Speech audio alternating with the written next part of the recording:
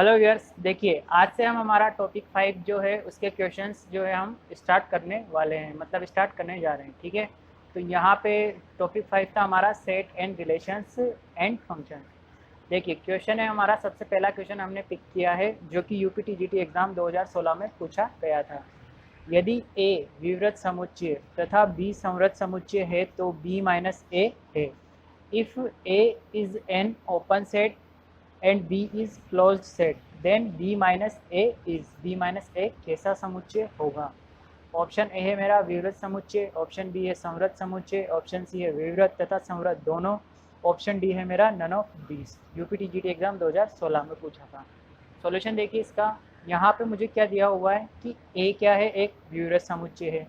मान लिया ए किस प्रकार है, ए इस प्रकार है, जहाँ पे ए क्या है, ए तो है मिनिमम क्वांटिटी उसकी और बी है मैक्सिमम क्वांटिटी। ठीक है, तो ये ए क्या हो गया, विवृत समुच्चय है। यहाँ पे क्या है, ए भी शामिल नहीं है और बी भी शामिल नहीं है, तथा बी को क्या माना मैंने, संवृत समुच्चय है। ठीक है, अब अगर बी संवृत समुच्चय है तो बी को मुझे किस प्रकार मानना होगा, ए और बी, जिसमें ए भी शामिल है और बी भी शामिल है। ठीक है, और जब मैं बी माइनस ए करूँगा तो बी माइनस ए करने पर देखिए, जब यहाँ पे मैंने ए तो किस प्रकार होगा मेरा, जैसे अगर मैं इसको वास्तविक संख्या रेखा पे निरूपित करूँ ए को, तो ए जो मेरा आएगा वो कुछ इस प्रकार होगा, जहाँ पे ये ए है मेरा, ए है और ये बी होगा। ठीक है, तो यहाँ पे ए और बी पे क्या होगा, ओपन इंटरवल होगा।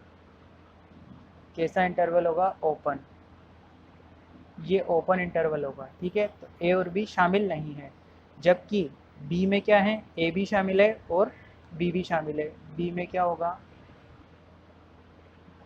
ये वाली लाइन तो ए के लिए है, ये वाली लाइन बी के लिए है। इसमें क्या होगा, ए भी शामिल है और बी भी शामिल है। ठीक है, ये वाला इंटरवल क्या है, ओपन है।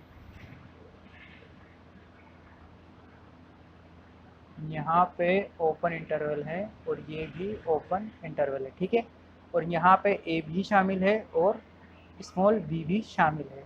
तो जब मैं इसमें से इसको घटाऊंगा तो मुझे जो बचेगा वो ऐसी क्वांटिटी बचेगी जिसमें ए भी शामिल होगा और बी भी शामिल होगा।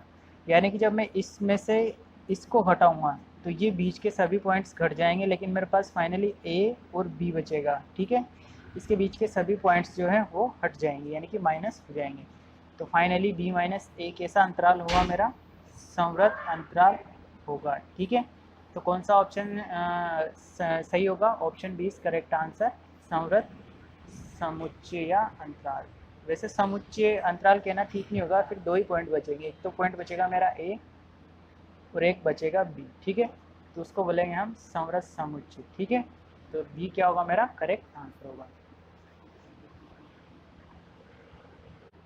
देखिए नेक्स्ट क्वेश्चन है हमारा यहाँ पे, यदि F dash X is equal to G of X और G dash X is equal to F of X square, तो F double dash of X square बराबर है।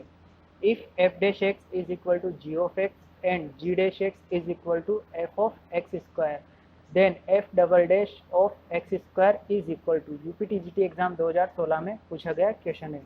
ऑप्शन से मेरे यहाँ पे ऑप्शन ए है G of X square, option B है एफ ऑफ एक्स एक्स की पावर 4, ऑप्शन सी है F of X square, option D है मेरा जी ऑफ एक्स की पावर 4। सॉल्यूशन देखिए इसका, अकॉर्डिंग टू क्वेश्चन क्या दे रखा है मुझे, एफ डैश एक्स किसके बराबर है, जी ऑफ एक्स के, ये दे रखा है। ठीक है, और जी डैश एक्स किसके बराबर है, एफ ऑफ एक्स स्क्वायर के। ठीक है, मैंने इसको दे दिया इक्वेशन नंबर 1। अब देखिए, अगर F dash X G of X के बराबर है, दोनों साइड क्या किया मैंने, एक्स के सापेक्ष अवकलन कर दिया। अगर मैं अवकलन करूँगा तो एफ डैश एक्स तक इसमें ट्रांसफॉर्म हो जाएगा एफ डबल डैश एक्स में, और जी ऑफ एक्स किस में ट्रांसफर हो जाएगा, जी डैश एक्स में। ठीक है, अब यहाँ पे क्या, जी डैश एक्स किसके बराबर है, एफ ऑफ एक्स स्क्वायर के।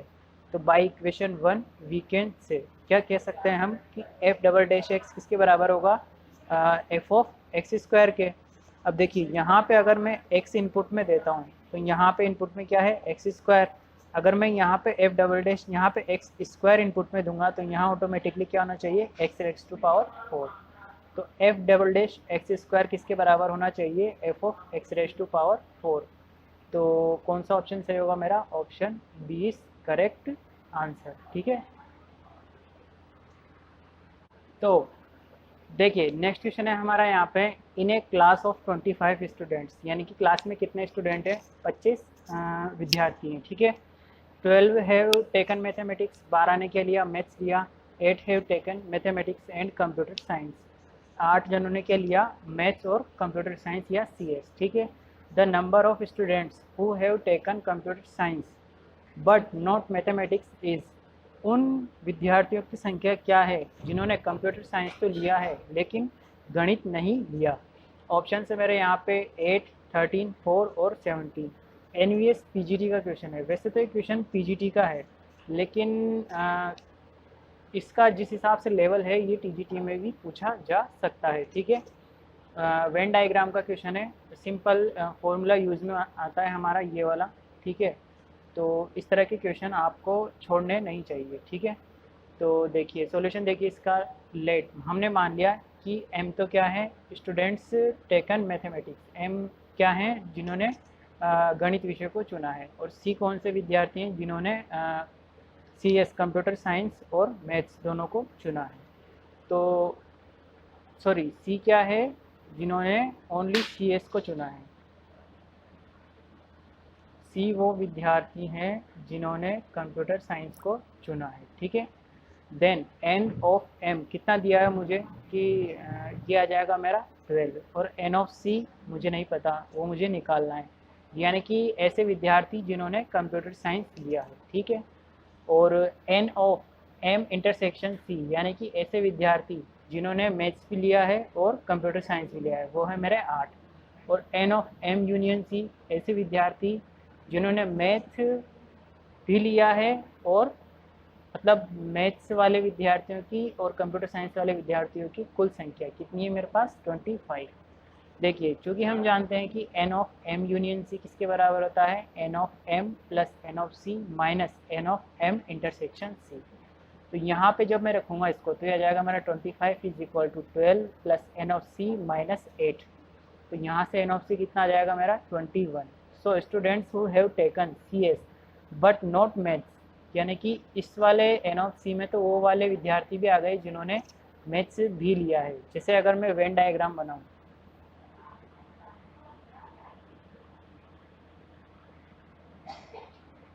ठीक है, ये है यूनियन, यानी कि टोटल विद्यार्थियों की संख्या कितनी है?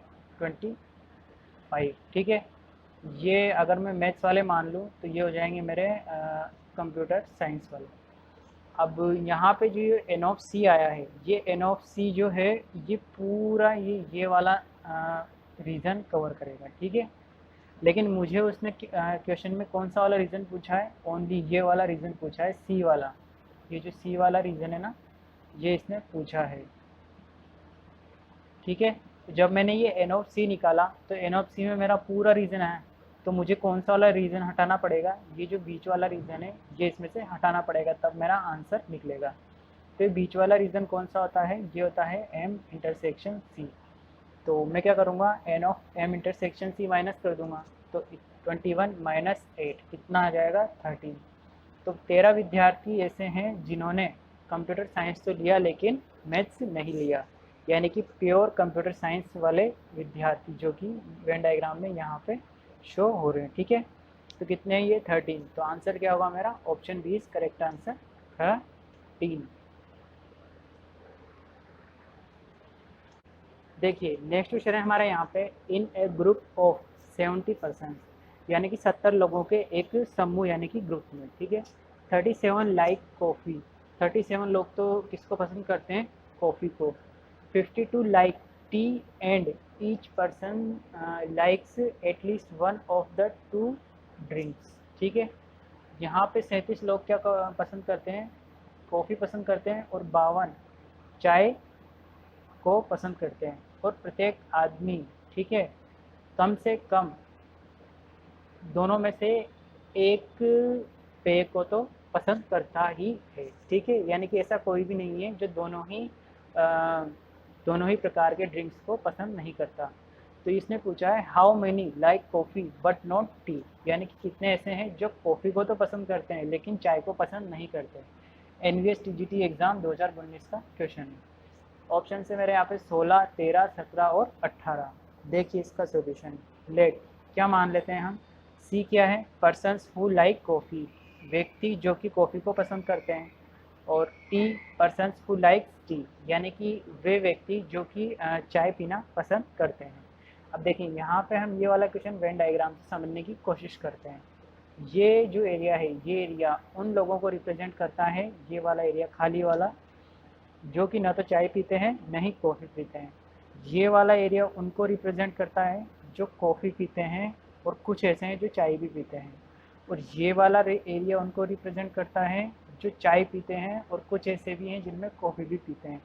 लेकिन जो ये हमने डार्क एरिया किया है वो छायांकित क्षेत्र, ये वो व्यक्ति हैं जो ओनली सिर्फ कॉफ़ी ही पीते हैं। ये वाले व्यक्ति ओनली सिर्फ कॉफ़ी ही पीते हैं, चाय नहीं पीते हैं।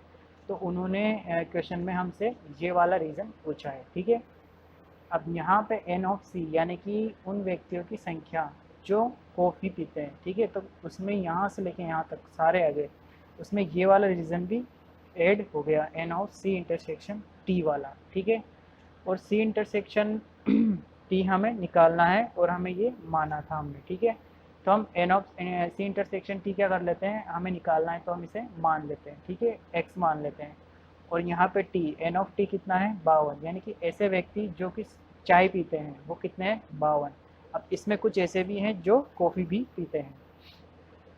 N of C union T क्या हो जाएगा, N of C plus N of T minus N of C intersection T। अब देखिए यहाँ पे N of C union T कितना है 70, C यूनियन T कितना दे रखा है उसने 70, तो यहाँ पे 70 पुट कर देंगे।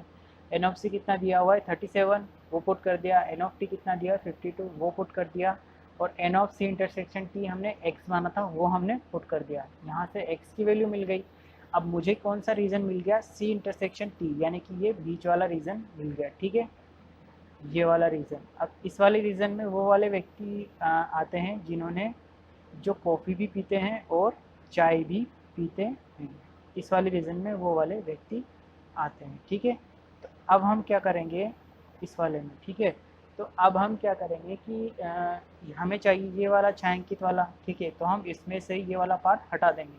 तो हम क्या करेंगे 37 में से 19 को क्या करेंगे माइनस कर देंगे। तो फाइनल आंसर कितना है मेरा 18, ठीक है। तो सही ऑप्शन कौन सा होगा मेरा, option D is correct answer, 18, ठीक है। 18 इज करेक्ट आंसर। देखिए नेक्स्ट है हमारा let A is equal to ABCD and B is equal to 1 2 3 4 5 6, then the number of 1 to 1 function from A to B is. यहाँ पे इसने A समुच्चय दे रखा है और B समुच्चय दे रखा है, और इसने पूछा है कि A से B में परिभाषित सभी एक की फलनों की संख्या क्या होगी, ठीक है। तो ऑप्शंस दे रखे हैं इसने मुझे 360, 24 24, 120 और 180, ठीक है। NVS PGT एग्ज़ाम 2019 का ये क्वेश्चन है। सॉल्यूशन देखिए इसका, अकॉर्डिंग टू क्वेश्चन क्या दिया हुआ है मुझे, A दिया हुआ है मुझे ABCD और B दिया है मुझे 1 2 3 4 5 6। तो N ऑफ A में अवयवों की संख्या कितनी है 4 और B में अवयवों की संख्या कितनी है 6।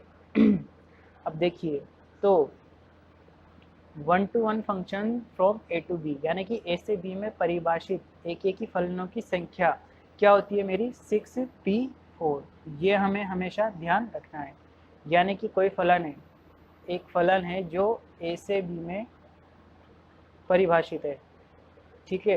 तो उसमें उस फलन के लिए एक की मतलब A से B में परिभाषित फलनों की कितनी संख्या होगी, अगर A कोई समुच्चय है और B कोई समुच्चय है तो A से B में परिभाषित कुल फलनों की संख्या क्या होगी। यहाँ पे इसको मैं ऐसे ध्यान रख सकता हूँ, N ऑफ B P और N ऑफ A, ठीक है। A से B में परिभाषित एक की फलनों की संख्या, यानी कि number of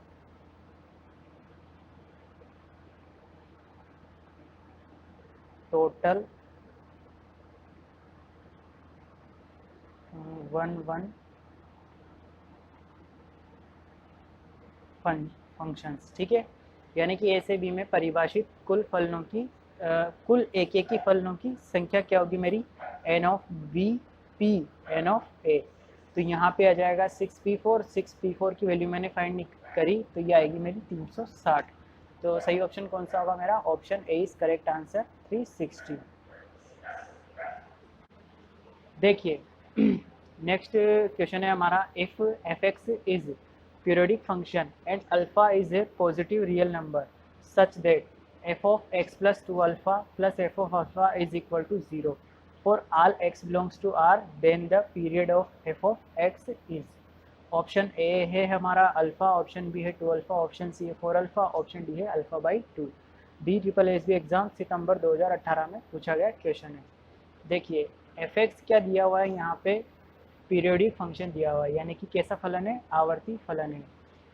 and alpha is a positive real number, alpha क्या है हमारा? पॉजिटिव रियल नंबर है। और किस प्रकार है कि F of X plus 2 alpha plus F of x बराबर क्या है? 0। सभी एक्स बिलोंग्स टू आर, यानी कि सभी वास्तविक संख्याओं के लिए ये कथन सत्य है। ठीक है, तो एफ ऑफ एक्स का पीरियड इसने पूछा है, यानी कि आवर्तकाल इसने पूछा है। ऑप्शन दे रखे हैं, D triple S B exam सितंबर 2018 में पूछा गया क्वेश्चन है। तो इस हिसाब से ये क्वेश्चन हमारा इम्पोर्टेंट क्वेश्चन बन जाता है, क्योंकि हम अब EMRS के साथ साथ डी ट्रिपल एस बी का के लिए भी देख रहे हैं। ठीक है, तो सॉल्यूशन देखिए, इसका सॉल्यूशन हो जाएगा according to question F of X plus 2 alpha plus F of alpha क्या दे रखा है मुझे? 0। क्वेश्चन नंबर 1 मैंने इसको दे दिया, तो इसी क्वेश्चन के हिसाब से मैं कह सकता हूँ कि F of X plus 2 alpha किसके बराबर हो जाएगा? Minus of F of X के।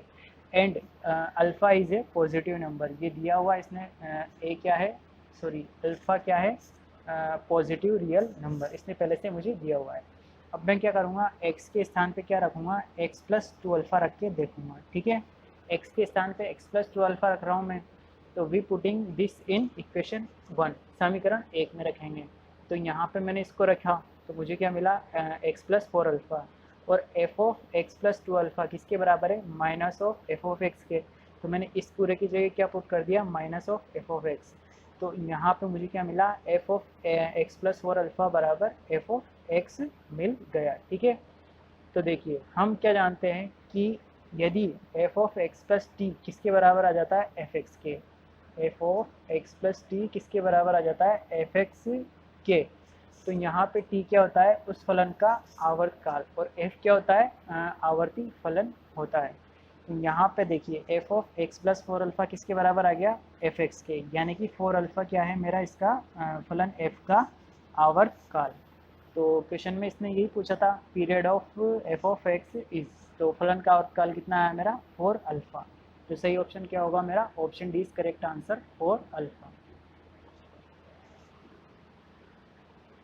देखिए नेक्स्ट क्वेश्चन है हमारा यहाँ पे, प्रतिचित्रों F such that R to R F X is equal to sine X और G such that R to R G X is equal to X square के संयुक्त प्रतिचित्रण एफ ओ जी का मान है। ठीक है, ऑप्शन दे रखे हैं मुझे यहाँ पे। ऑप्शन ए है sine X plus X square, option B है sine of X square, option C है साइन एक्स का होल स्क्वायर, ऑप्शन डी है sine X upon X square. LT exam 2018 में पूछा गया क्वेश्चन है। सॉल्यूशन देखिए इसका according to question F such that R to R और F X is equal to क्या दे रखा है मुझे? Sine X. तो F such that R to R G of X is equal to क्या दे रखा है? X square. अब मुझे जब मैं F of G of X निकालता हूँ तो F of G of X का मतलब होता है कि एफ के अंदर मुझे फलन जी को इनपुट देना है, यानी कि एफ किसका? एफ में जैसे फलन मेरा एफ एक्स क्या है? Sine x. ठीक है, अब इसमें इनपुट क्या है मेरा? एक्स, और फलन क्या है मेरा? साइन, यानी कि कोसाइन वाला, सॉरी साइन वाला फलन है। ठीक है, तो यहाँ पे मैं x की जगह क्या पुट कर दूंगा? मेरा जो मेरा पूरा का पूरा जी एक्स है, यानी कि फलन f में मैं क्या पुट कर दूंगा? पूरा जी ऑफ एक्स पुट कर दूंगा। तो ये क्या होगा मेरा? एफ ओ जी। ठीक है, तो मैंने फलन में f में ये पूरा का पूरा जी ऑफ एक्स इनपुट कर दिया, और जी ऑफ एक्स क्या है मेरा? X square. ठीक है, जी ऑफ एक्स क्या है मेरा? ये पूरा क्या है? X square. तो यहाँ कितना जाएगा? एफ ऑफ एक्स स्क्वायर, यानी कि फलन f में जब मैं एक्स स्क्वायर पुट करूँगा तो इसमें मैं जब एक्स स्क्वायर पुट करूँगा तो x की जगह क्या जाएगा? X square. तो फाइनली क्या बनेगा मेरा? एफ ओ जी क्या बनेगा? Sine of X square. तो कौन सा ऑप्शन सही होगा मेरा? Option B is correct answer.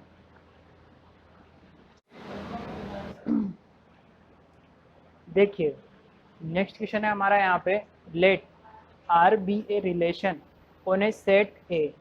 Are क्या है, एक संबंध है जो कि समुच्चय ए पर परिभाषित है।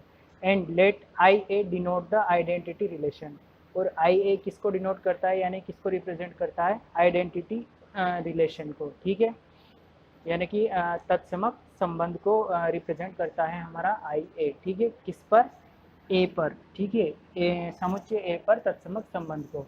Then R is anti symmetric if and only if. R anti symmetric यानी कि प्रतिसम्मित होगा यदि और केवल यदि। ऑप्शन से मेरे यहाँ पे option A R is equal to R inverse, option B है आर यूनियन आर इनवर्स, उपसमुच्चय होगा मतलब is a subset and equal to I A. Option C होगा मेरा R intersection R inverse subset of equal I A. Option D होगा मेरा none of these. Option D है मेरा यहाँ पे none of these. LT exam 2018 में पूछा गया है, ठीक है। सॉल्यूशन देखिए यहाँ पे, संबंध आर प्रतिसम्मित होता है यदि और केवल यदि आर बराबर हो आर इनवर्स के। संबंध आर जो होगा मेरा वो प्रतिसम्मित होगा, इसको आप डायरेक्ट भी ध्यान रख सकते हो, ठीक है, ये एक आइडेंटिटी टाइप भी है, ठीक है। संबंध आर जो है मेरा वो प्रतिसम्मित होता है कब, यदि और केवल यदि आर किसके बराबर हो, आर इनवर्स के, ठीक है। तो कौन सा ऑप्शन सही होगा मेरा, ऑप्शन ए क्या होगा मेरा करेक्ट आंसर, आर बराबर आर इनवर्स। देखिए थोड़ा सा हम एंटी सिमेट्रिक रिलेशन के बारे में भी देख लेते हैं। The relation R is set to be anti symmetric on a set A, यानी कि संबंध आर सेट टू बी यानी कि एंटी सिमेट्रिक कहा जाएगा, जो कि किससे परिभाषित है, ए पर परिभाषित है। इफ़ एक्स रिलेटेड वाई, यदि एक्स किससे रिलेटेड है, यानी एक्स किससे संबंध रखता है, वाई से, और वाई किससे संबंधित है, एक्स से, होल्ड वेहन, और उसके बाद एक्स किसके बराबर होगा, वाई के, यानी कि एक्स भी वाई से संबंधित होगा और वाई भी एक्स से संबंधित होगा, और एक्स किसके बराबर होगा, वाई के। अगर ऐसा होगा तो फलन आर क्या होगा हमारा, प्रतिसम्मित यानी कि एंटी सिमेट्रिक होगा समुच्चय ए पर। और इसके अलावा एक और क्या डेफिनेशन है कि either X Y does not belongs to R, यानी कि एक्स और वाई एक दूसरे से संबंधित नहीं है, और वाई और एक्स भी एक दूसरे से संबंधित नहीं है, जबकि एक्स और वाई भी एक दूसरे के बराबर नहीं होंगे, ठीक है। तो यानी कि एक्स और वाई बराबर नहीं है, और एक्स और वाई एक दूसरे से संबंधित भी नहीं है, और वाई और एक्स भी एक दूसरे से संबंधित नहीं है।